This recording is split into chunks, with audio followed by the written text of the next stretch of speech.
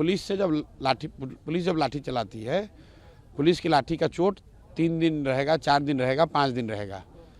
लेकिन जब जनता मारती है वोट की जो चोट है, उसका दर्द 5 साल तक रहता है।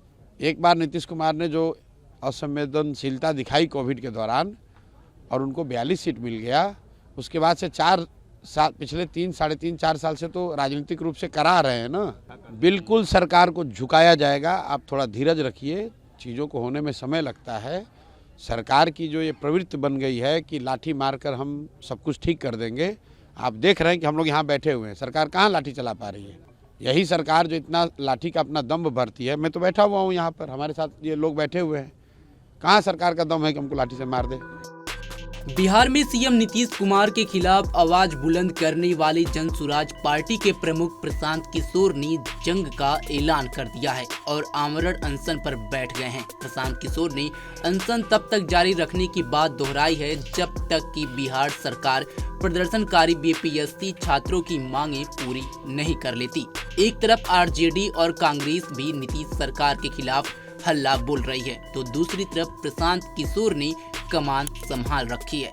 उन्होंने कहा 17वीं बीपीएससी प्रीलिम्स की दोबारा परीक्षा 15,000 छात्रों के लिए हो रही है, लेकिन विरोध करने वाले की संख्या 3.5 लाख है। मुद्दा यह है कि बड़े भ्रष्टाचार के आरोप हैं, आधे से ज्यादा सीटें बिक गए हैं। ये सीधा आरोप प्रशांत किशोर ने नीतीश सरकार पर लगाया है और जंग का सीधे तौर पर ऐलान करते हुए कहा कि मांगों को लेकर उनको हम झुकाएंगे।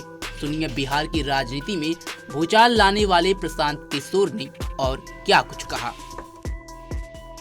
एग्ज़ाम 15,000 बच्चों का है। जो बच्चे आंदोलित हैं वो 3.5 लाख से ज़्यादा लोग हैं। आज के परीक्षा में सिर्फ 15,000 बच्चों को अवसर दोबारा मिल रहा है। 3.5 लाख बच्चों को तो अवसर मिला नहीं। और उससे बढ़कर जो बात है कि आप चाहे पहले एग्ज़ाम लें या अभी लें, जो सामान्य लोग हैं वो ये जानते हैं, समझते हैं कि आधे से ज़्यादा सीटों पर ऑलरेडी भ्रष्टाचार की जो शिकायतें हैं कि सीटें पहले से बिक गई, पहले से तय हो गया। तो आप एग्ज़ाम चाहे आपने पहले राउंड में दिया या दूसरे राउंड में, सीट उसको नहीं मिलेगा जो पढ़ाई किया है, जिसने अच्छा एग्ज़ाम दिया है। सीट उसको मिलेगा जो जाकर बीपीएससी के दलालों को, यहाँ के भ्रष्ट अधिकारियों को, नेताओं को, शिक्षा माफिया को जो पैसा दे रहा है, सीट उसको मिलेगा। जब रिजल्ट आएगा तो लोगों को दिखेगा, क्योंकि हर जिले में, गांव-गांव में ये खबर फैली हुई है। हर जगह लोग घूम रहे हैं। एक एक नौकरी के 30 लाख रुपए से लेकर 1.5 करोड़ रुपए लिए जा रहे हैं। डीएसपी का पद 1.5 करोड़ में बिक रहा है, खुलेआम लोग बेच रहे हैं। तो आपने परीक्षा चाहे पहले दिया या अभी दिया, इसका कोई फ़ायदा नहीं है। सरकार इस बात पर कोई भी टीका टिप्पणी नहीं कर रही है। सरकार को इस पर कुछ बोलना चाहिए ना भाई, कि आखिर कौन लोग हैं जो ये 1.5 करोड़ रुपया, 1 करोड़ रुपया ले रहे हैं एक एक नौकरी के लिए। लेकिन सवाल तो यही उठता है ना कि आखिरकार जब आप लगातार अनशन पे बैठे हुए हैं, कई और नेता भी इसको लेके प्रदर्शन किए, लेकिन सरकार की तरफ से कोई जवाब नहीं आ रहा और क्लियर कर दिया गया है कि ना ये एग्ज़ाम होगा और जो लोग धरना पे बैठे हैं उनका भी कुछ नहीं होगा। अरे तो आप काहे घबरा रहे हैं? जो सत्ता में बैठा हुआ है वो अपना उसका तरीका है, जनता का अपना तरीका है। लोकतंत्र है ना, जनता मालिक है। जो कुर्सी पर बैठता है वो अपना अहंकार दिखा सकता है, वो लाठी चलवा सकता है। यहाँ पर कोविड जब हुआ था तो 1-1.5 साल तक यहाँ की सरकार ने 1-1.5 महीने तक नीतीश कुमार ने कोई संज्ञान नहीं लिया। लोग पैदल आए, बड़े कष्ट में रहे, सरकारी तंत्र से कोई उनको मदद नहीं मिली। तो ऐसा ही लगा कि सरकार का जो मन होगा वही करेगी। लेकिन जनता का अवसर आया ना, 2020 में जब चुनाव हुए तो जनता ने दिखाया नीतीश कुमार को। उनको 42 सीट क्यों मिला? तो मैं कई दिनों से, पिछले 2-3 दिन से कह रहा हूँ कि पुलिस जब लाठी चलाती है, पुलिस की लाठी का चोट 3 दिन रहेगा, 4 दिन रहेगा, 5 दिन रहेगा। लेकिन जब जनता मारती है वोट की जो चोट है, उसका दर्द 5 साल तक रहता है कम से कम।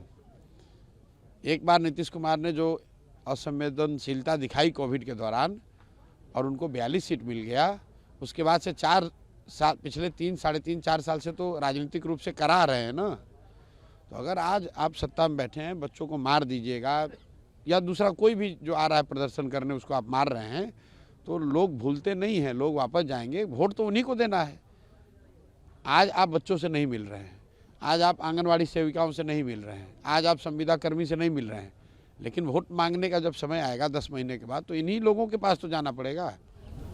कई बार अभ्यर्थी अपनी मांगों को लेकर सड़क पर उतरे, सिर्फ बीपीएससी की बात नहीं है, ये हमेशा ये देखने को मिलता है, फिर भी सरकार उनकी मांगों को अनदेखा कर। बिल्कुल सरकार को झुकाया जाएगा, आप थोड़ा धीरज रखिए, चीज़ों को होने में समय लगता है। सरकार की जो ये प्रवृत्ति बन गई है कि लाठी मारकर हम सब कुछ ठीक कर देंगे, आप देख रहे हैं कि हम लोग यहाँ बैठे हुए हैं, सरकार कहाँ लाठी चला पा रही है। यही सरकार जो इतना लाठी का अपना दम भरती है, मैं तो बैठा हुआ हूँ यहाँ पर, हमारे साथ ये लोग बैठे हुए हैं, कहाँ सरकार का दम है कि हमको लाठी से मार दे।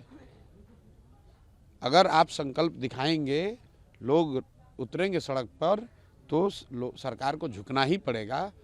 केंद्र की इतनी बड़ी सरकार, मोदी जी की, किसान जब जिस दिन रोड पर उतर गए तो मोदी सरकार को कानून वापस लेना पड़ा, लेकिन वो एक दिन में नहीं हुआ, 1.5 साल लगा।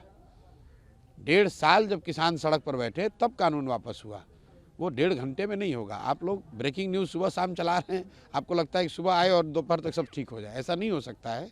धीरज रख के प्रयास करना होगा, जनता को अपनी आवाज़ तब तक बुलंद करनी होगी जब तक कि सामने वाले को सुनाई ना दे।